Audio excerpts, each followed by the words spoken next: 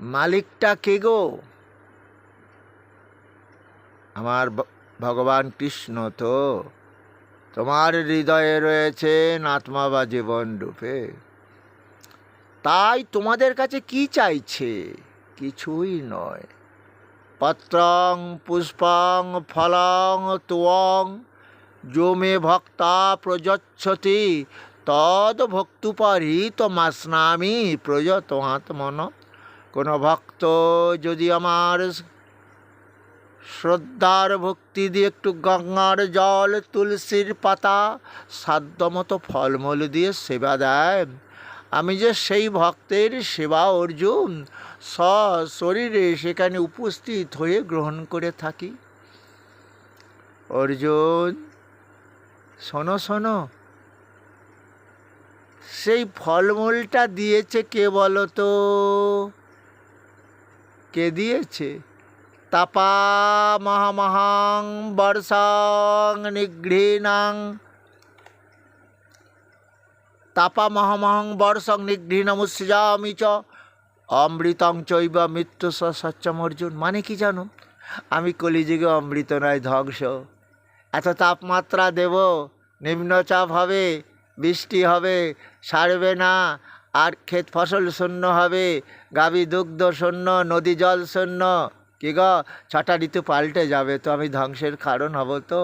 কিছু তো আমার করার নেই, কারণ আমি পাপাহত কলুজীবদের কৃষ্ণ নাম ভজাতে চেয়েছিলাম। ওরা সেই ভজন করে না, সকলে বিষয়ে মত্ত। মানে জানো, কিসে সার্পের প্যাকেটে ভগবান সূর্যের ছবি গেঁথে দিল, সার্পের চানাচুরের প্যাকেটে সূর্য দেবতার ছবি। ওগুলো ছবি তো, ওই ছবিটাই তো আমরা পুজো করি, ওর মধ্যে ভগবান রয়েছেন তো। কি গো, বুঝতে পারোনি? ও, আমি গোরাচাঁদ গোস্বামী, আমার কথা মানছ না তো?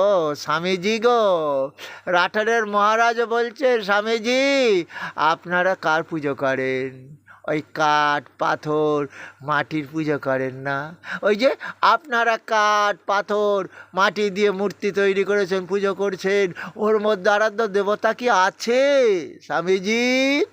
স্বামীজি বলল, আছে আছে, তোমাকে দেখাবো চোখে আঙুল দিয়ে।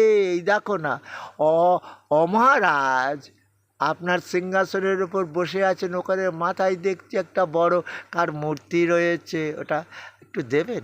হ্যাঁ দেবো। দিয়েছেন। একজনকে বলছে ওনার মুখ সুধা করে থুতু দাও। তখন রাঠোরের মহারাজ বলছেন, Swamiji it is my grandfather, এটা আমার ঠাকুর দাদার ছবি। এটা ঠাকুর দাদা, আমার ছবি নয়, এটা ঠাকুর দাদা। আমি এই এই এই এর মধ্যেই দেখছি আমার ঠাকুর দাদা রয়েছেন। স্বামীজি এটা ছবি নয়, আমি ভুল করেছি, আমি ভুল করেছি। আমি যে অহংকার করে বলেছিলাম আপনারা কাগজ দিয়ে, মাটি দিয়ে, কাঠ দিয়ে, পাথর দিয়ে পুজো করেন, ওর মধ্যেই আপনাদের আরাধ্য দেবতা আছে, এটা স্বামীজি আজ সৎসঙ্গ লাভ করলাম, তাই তো আমার পরপূর্ণ হলো, অহংকার চূর্ণ হলো। ওগো তোমরা গীতা পড়ো, গীতা জ্ঞান লাভ করো। সেটাই বলেছিল, ভজ কৃষ্ণ বলো কৃষ্ণ লহ কৃষ্ণ শিক্ষা। এই কলিতে কৃষ্ণ ধ্বংসের কারণ হবে না, কল্কি অবতার হবে না গো। তাকে ওই বিষয় তৈরি করবে যে দেহ দিয়ে, সেই বিষয় তো তোমার কৃষ্ণ। আশ্রয় করিয়া ভজ শ্রী গুরুর চরণ, যাহা হতে মেলে ভাই কৃষ্ণ প্রাণ ধন। কৃষ্ণ তোমার প্রাণ, সে কি ধন নয়? ধনের কাঙাল হলে আর কলিযুগে সেটাই হবে, ধন তৈরি করবে, সূর্য দেবতাকে নিয়ে ব্যবসা। সূর্য চানাচুর, সূর্য মুড়ি, সার্পের প্যাকেটে সূর্য, এবার ক্লিনিক ওই যে শ্যাম্পুতে সানসিল্ক, সানরাইজ। বুঝতে পারলে তো? তার ফল ফলতে আরম্ভ হয়েছে তো। তাহলে আমি এই কলিযুগে ধ্বংসের কারণ হব অর্জুন। সেই তাপমাত্রা ভাব রূপ ধারণ করবে, 6টা ঋতু পাল্টে যাবে। আষাঢ় শ্রাবণ মানে না তো মন, ঝড় ঝড়ে ঝরবে, ঝরবে আর বন্ধ হবে না। এবং এর ফলেই তো নূতন নূতন রোগের প্রাদুর্ভাব ঘটবে। হরে কৃষ্ণ। তোমাদের অকাল মৃত্যু আমি চাই না অর্জুন। অর্জুন, বন মনোভব মদ ভক্ত মদ যাজিমাং নমস্কুরু মামে বৈশ্যসে সত্যং তে পতি জানে প্রিয় হসি মে। তোমরা সবাই আমার প্রিয়জন। আমি প্রতিজ্ঞা করে বলছি, ওই দেহ দিয়ে বিষয় চিন্তা না করে আমার চিন্তা করো, কারণ ধনটা তো ভোগ করাবো আমি তোমার দেহের মধ্যে থেকে। তাই বুঝলে না? ঈশ্বর সর্বভূতানাং হৃদ্দেশ অর্জুন তিষ্ঠতি ভ্রমায়ণ সর্বভূতানি যন্ত্ররূঢ়ানি মায়ায়া। পরমেশ্বর দেহযন্ত্র তৈরি করেছেন। দেহযন্ত্রের মধ্যে রয়েছেন আত্মারূপে এবং দেহযন্ত্র পরিচালনা করছেন মায়ার দ্বারা। তো এই মায়ার জগতে মোহিত হয়ে আমাকে ভুলে আছো তো? কারণ এখন হাতের পায়ের যন্ত্রণা নেই, কিডনি কাজ করে, পেট পুড়ে খাও, তাই চিনতে পারছো না। কিন্তু এ দিনটা তো যাবে না অর্জুন। দেহিন হস্মিন যথা দেহে কৌমারং যৌবনং জরা তথা দেহান্তর প্রাপ্তি ধীরস্তত্ব নমুঝন্তি। ধীর স্থির পণ্ডিতগণ অহংকার করে না, জানে এই দেহে কুমারকাল আসে, যৌবনকাল আসে, সহস্র ব্যাধি এই জরাকাল আক্রমণ করবে। এই সুন্দর দেহটা জীর্ণ শীর্ণ হয়ে যাবে, মৃত্যু ওকে আকর্ষণ করবে, ভয় পেয়ে যাবে। হা ঠাকুর, আমার তো এখনো ভোগ করা হয়নি, ছেলের বিয়ে দেব, মেয়ের বিয়ে দেব, এখনো তো হয়নি।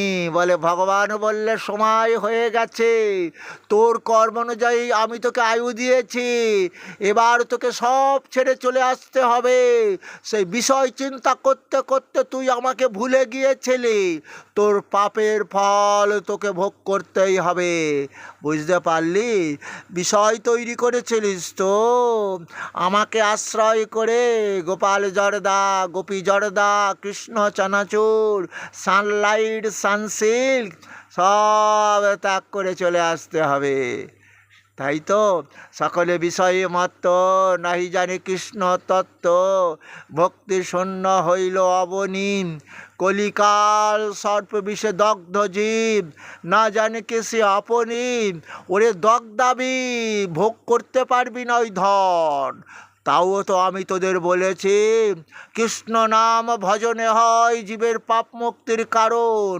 কর্মভোগ রোগে তো ঔষধ রসায়ন। দেহ দিয়ে অনেক পাপ কর্ম করেছিস, পাপের ফল ভোগ করছিস, কত রসায়ন খাচ্ছিস। ওরে করুণার সিন্ধু দিনের বন্ধু সেই পরম পিতা নাম কর, ভজন কর।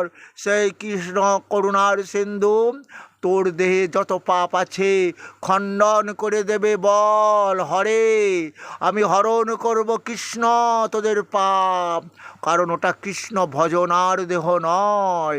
তাই তো আগে বলি হরে, হরণ করে দেব পাপটা। বল আগে হরে বল, দেহ পাপ মুক্ত করে দেব। আর ওই দেহ দিয়ে আমার কৃষ্ণ নাম ভজন করবে। আমি গীতাতে বলেছি না, কি বলেছি? অপিচেদ সুদূরাচারো ভজতে মামান্য ভাগ সাধুরে বস মন্তব্য সমাগ ব্যবসিত হি স ক্ষিপ্রং ভবতি ধর্মাত্মা সচ্ছন্তি নিগচ্ছতি কন্তয়পতি জানহি নমে ভক্ত পনস্যতি। পাপ করেছো অনেক পাপ, পাপের শেষ নেই, তবুও তো রোগে শোগে জর্জরিত হয়ে আমাকে ভজন করছে। হে অর্জুন, রোগে শোগে জর্জরিত হয়ে যারা ভজন করে তারাও তো আমার ভক্ত। ওই যে বললাম আর্ত ভক্ত, জিজ্ঞাসু ভক্ত, অর্থার্থী ভক্ত, জ্ঞানী ভক্ত। এই যে আর্ত ভক্ত আমাকে ভোজ্যে, রোগের যন্ত্রণা, শোকের যন্ত্রণা সহ্য না করতে পেরে আমার কৃষ্ণ নাম ভজন করতে করতে ও দেহ পাপমুক্ত হয়ে গেল, ও সাধু ব্যক্তিতে পরিণত হয়ে গেল। অর্জুন, আমার এই ভক্তকে কেউ কোনো দিন বিনাশ করতে পারবে না। তাহলে 12টা সূর্যের তাপ আর অকাল মৃত্যু কি আমাদের গ্রাস করতে পারবে? সানস্ট্রোক। হরে কৃষ্ণ। তাই আর দেরি করো না অর্জুন, সেই পরম ঈশ্বরের শরণাপন্ন হও। তমেব শরণং গচ্ছ, তৎপ্রসাদাৎ পরাং শান্তি স্থানং প্রাপ্স্যসি শাশ্বতম। পরম ঈশ্বরের কৃপায় দেহ দিয়ে সুখ পাবে, শান্তি পাবে, মৃত্যুর পর পরম মোক্ষ লাভ করবে। পরম ঈশ্বরকে যদি আশ্রয় না করো, তুমি ধ্বংস হয়ে যাবে। 84 লক্ষ জনি ভ্রমণ করে সাদের মানব জন্ম পেলে ওই 84 লক্ষ জনি কীট পতঙ্গ, পশুকুল, বৃক্ষকুল কত যন্ত্রণা ভোগ করেছো। তাই তো ওই দেহ দিয়ে একটু শান্তি দিতে চাই। ওই দেহের মৃত্যু হবে যখন তুমি আমার ভজনা করবে।